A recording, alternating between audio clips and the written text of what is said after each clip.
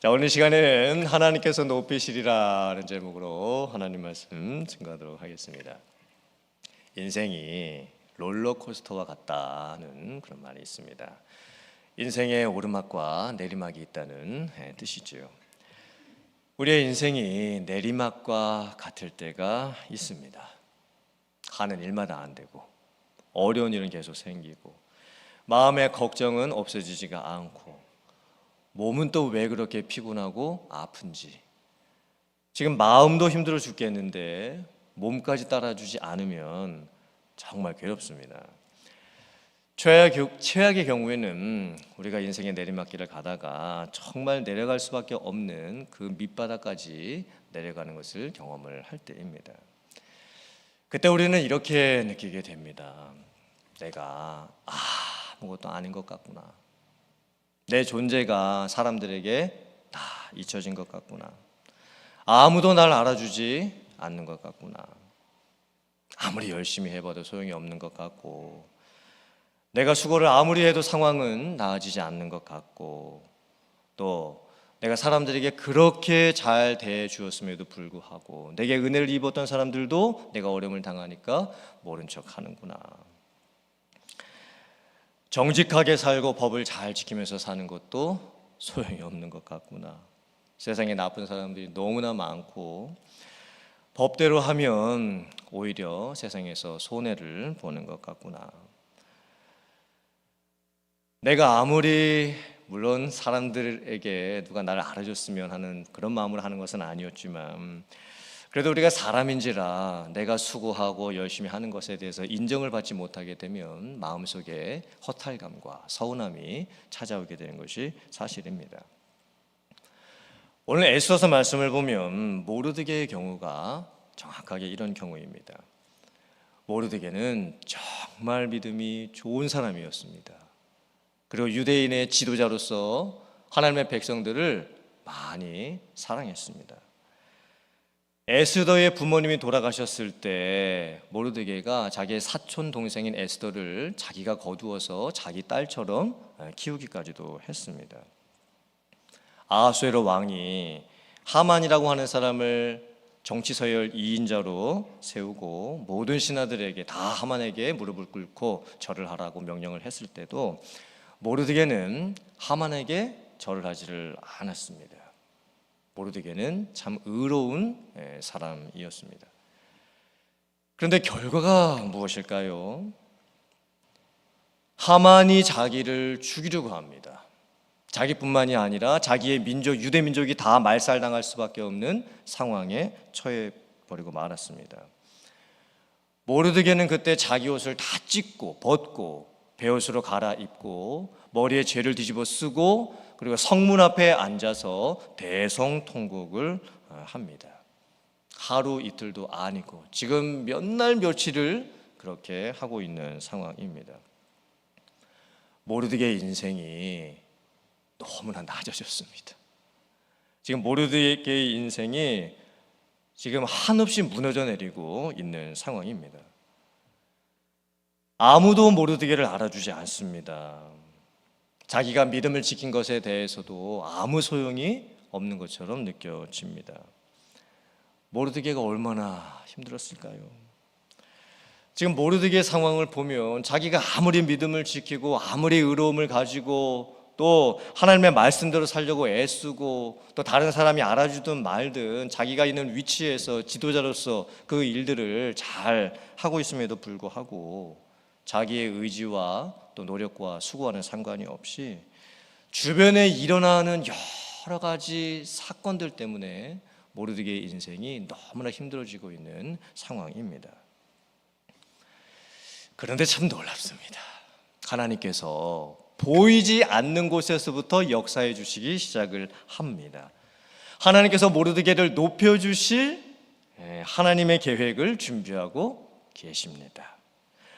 오늘 성경 말씀을 보면 에스더서 6장에 정말 놀랍고 특별하고 신기한 내용들이 나오는 것을 보게 됩니다. 아하수에로 왕이 어느 날 밤에 잠이 오지를 않았습니다. 그래서 신하들을 불러가지고 왕궁에 있었던 일들을 기록한 역대 일기를 가져오라고 시킵니다. 그리고 왕 앞에서 읽으라고 시킵니다. 그런데 그 내용들 중에서 예전에 있었던 왕 암살 사건이 있었다라는 것을 이 아하수에로 왕이 이제 깨닫게 됩니다. 왕의 최측근이었던 두 내시가 왕을 암살하려고 했고, 그것을 모르드게가 발견해서 알려주면서 그 암살 사건이 해결이 된 것을 이제 발견하게 됐던 거예요. 아하수에로 왕은 이런 사건이 있었는지도 모르고 있었습니다. 두 신하가 자기를 죽이려고 했었던 것도 모르고 있었던 거예요. 그리고 모르드게가 그런 좋은 일을 했다는 것도 모르고 있었습니다.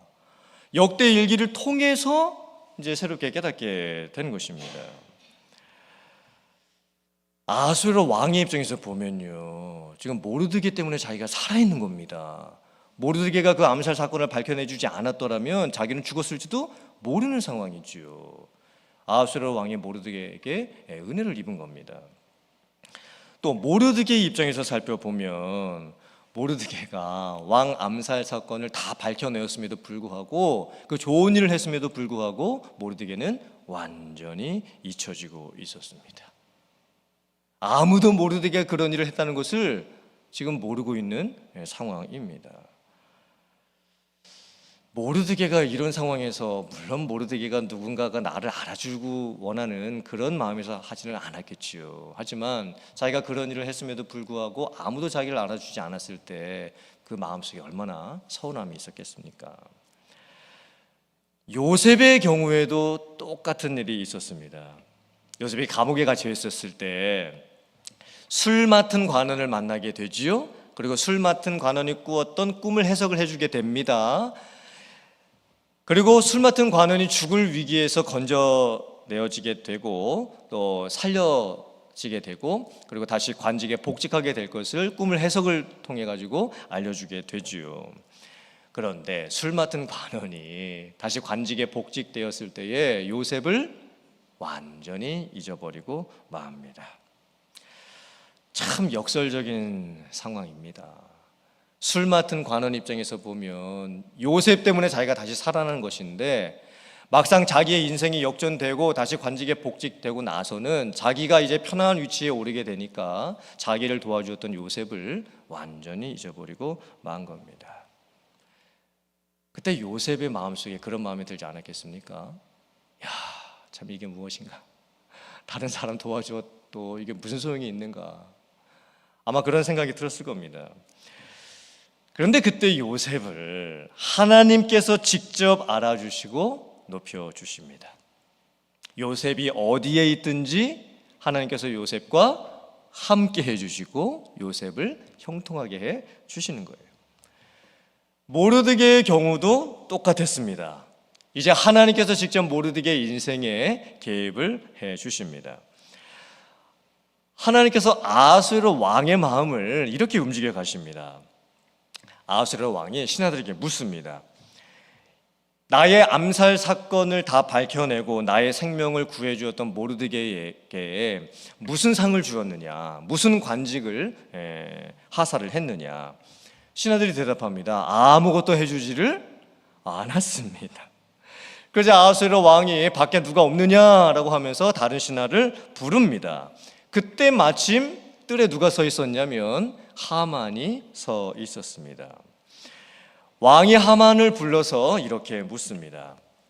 내가 왕으로서 누군가를 존귀하게 해주고 싶은데 어떻게 하면 왕이 베푸는 최고의 예우를 그 사람에게 해줄 수 있겠느냐? 무슨 좋은 방법이 있겠느냐? 여기에 하나님의 결정적인 섭리가 숨겨져 있습니다. 아하수에로 왕이 하만 앞에서 모르드게라고 하는 이름을 처음에는 밝히지를 않습니다. 이것이 아주 중요한 부분입니다. 만약에 아하수에로 왕이 하만 앞에서 내가 모르드게를 높여주고 싶다, 모르드게가 이런 좋은 일을 했으니까 나를 살려주었으니까 내가 모르드게에게 상을 베풀고 싶다, 또 관직을 베풀고 싶다, 내가 모르드게에게 어떻게 해야 좋은 예우를 해줄 수 있겠느냐라고 물어봤다라고 한다면 하만이 어떻게 대답을 했을까요? 하만이 지금 왜 뜰 앞에 와 있죠? 모르드게를 높은 장대에 매달아 가지고 죽일 보고를 지금 왕에게 하기 위해서 뜰 앞에 와 있었던 겁니다. 아마 아하수에로 왕이 모르드게의 이름을 처음부터 하만에게 밝히면서 이야기를 했다라고 한다면 아마 하만은 온갖 수단과 방법을 다 동원을 해가지고 모르드게가 높임을 받지 못하도록 아마 막았을 겁니다. 그리고 또 이 상황에 아주 또 중요한 또 섭리가 숨겨져 있습니다. 왕이 이름을 밝히지 않은 채 내가 누군가를 높여주고 싶고 내가 누군가에게 왕이 해주는 최고의 예우를 해주고 싶다라고 했을 때 하만은 왕이 자기를 높여주는 그런 마음을 갖고 있는 것으로 착각을 하기 시작을 합니다. 떡 줄 사람은 생각도 안 하고 있는데 지금 김치 국물부터 지금 마시고 있는 상황이죠. 하만과 같은 사람은 모든 게 자기 중심입니다. 자기를 세상의 중심에다가 놓고 모든 것을 자기에게 맞춰가는 교만한 사람이었죠. 하만이 아하수에로 왕이 자기를 칭찬해주고 자기를 높여주고 자기에게 최고의 예우를 해줄 것이라고 생각을 하자 하만은 자기가 받고 싶은 그 대우를 이야기를 합니다. 왕께서 입으시는 왕복을 그에게 입히시고 왕이 타셨던 말을 그에게 타게 하셔서 그가 온 성내를 다니면서 사람들로부터 존귀를 받게 하시옵소서. 이 하만의 속마음은 뭘까요? 자기가 왕과 같이 되고 싶은 마음입니다. 자기가 단 한순간이라도 왕처럼 행세해보고 싶은 그런 마음을 갖고 있는 것이죠. 하만은 악한 자의 속마음을 감추고 그것을 겉으로 표현을 하고 있습니다. 그런데 이 상황에서 하나님께서 하만의 악한 꾀를 이용을 하셔서 정반대의 일을 이루십니다. 드디어 이제 아하수에로 왕이 모르드게의 이름을 밝힙니다. 그리고는 하만에게 명령을 해서 하만으로 하여금 모르드게를 데려다가 왕의 왕복을 입히고 왕이 타는 말에다가 태워가지고 모든 사람들이 볼 수 있도록 시가 행진을 하게 할 수 있도록 하라고 명령을 내리게 되는 겁니다. 이 상황을 저희들이 살펴보면 완전히 잊혀져 있었던 모르드게를 하나님께서 높여주고 계십니다. 사람들에게 잊혀진 존재가 되었던 모르드게를 하나님께서 찾아내셔서 결국에는 하나님의 방법으로 높여주시고 계시는 거예요. 하나님께서 이 모르드게를 높여주시는 방법이 너무 신기하고 놀랍지 않습니까? 왜 그날 밤에 아하수에로 왕은 잠이 오지를 않았을까요? 잠이 안 오면 딴 일 해도 되는데 왜 굳이 역대 일기를 가져오게 해가지고 읽게 되었을까요? 그 역대 일기 속에서 모르드게가 자기를 구원해 주었던 그 사건을 어떻게 또 알게 되었을까요? 그리고 그 모든 상황들이 이루어져가는 과정을 살펴보면 하나님께서 간섭하지 않으시고는 이루어질 수 없는 일들이 지금 하나씩 하나씩 다 이루어져 가고 있는 상황인 겁니다. 모든 상황을 지금 하나님께서 행하고 계시죠. 잊혀졌던 모르드게를 하나님께서 높여주시는 방법을 하나님께서 하나님의 방법으로 행하고 계시는 겁니다. 자, 앞에는 화면 보시고 사무엘상 2장 6절 이하의 말씀을 같이 읽어보도록 하겠습니다. 화면이 2개입니다. 자, 시작. 여호와는 죽이기도 하시고 살리기도 하시며 스올에 내리게도 하시고 거기에서 올리기도 하시는도다. 여호와는 가난하게도 하시고 부하게도 하시며 낮추기도 하시고 높이기도 하시는도다. 가난한 자를 진토에서 일으키시며 빈궁한 자를 거름더미에서 올리사 귀족들과 함께 앉게 하시며 영광의 자리를 차지하게 하시는도다. 땅의 기둥들은 여호와의 것이라. 여호와께서 세계를 그것들 위에 세우셨도다. 아멘. 이 고백이 누가 했던 고백이었을까요?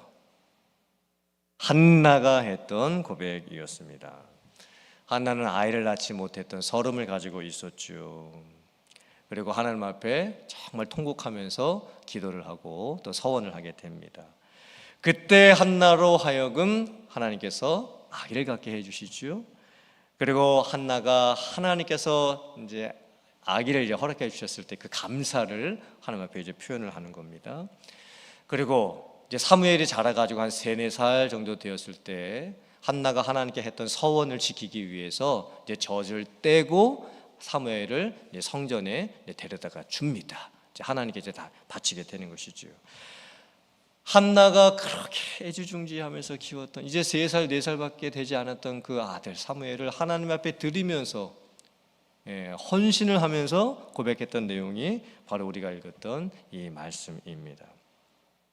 한나 자신의 신앙의 고백이기도 하면서 그 어린 사무엘의 인생에 앞으로 하나님께서 그렇게 행해 주실 것을 간구하는 내용이 함께 담겨져 있는 고백입니다.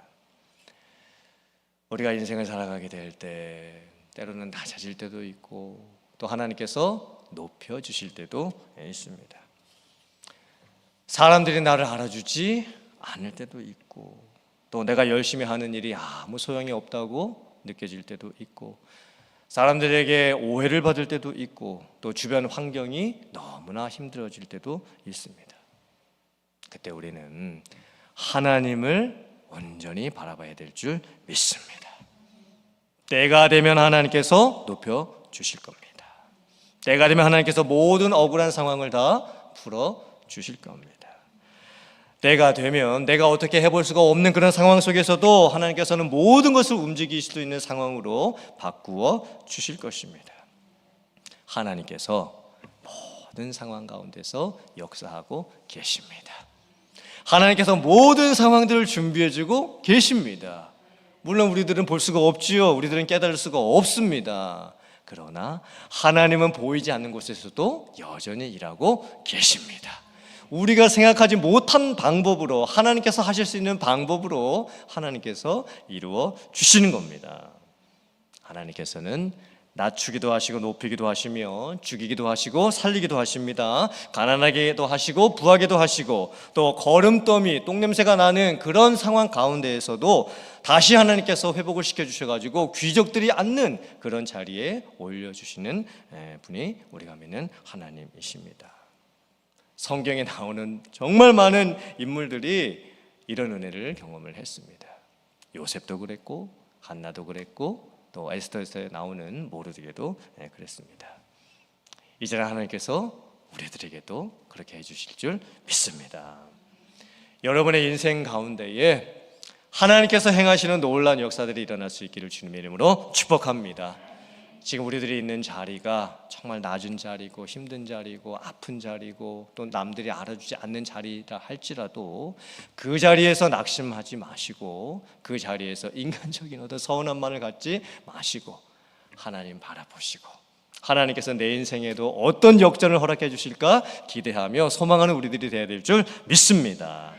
오늘 말씀을 통해서 다시 한번 힘을 얻는 여러분들 되시고 여러분들이 계시는 그 자리 그 자리가 소명의 자리가 되고 여러분이 일하시는 그 자리가 사명의 자리가 되어서 정말 하나님의 은혜와 또 섭리 가운데 하나님이 행하시는 놀라운 일들을 경험할 수 있는 여러분들 다 되실 수 있기를 주님의 이름으로 축원합니다. 아멘.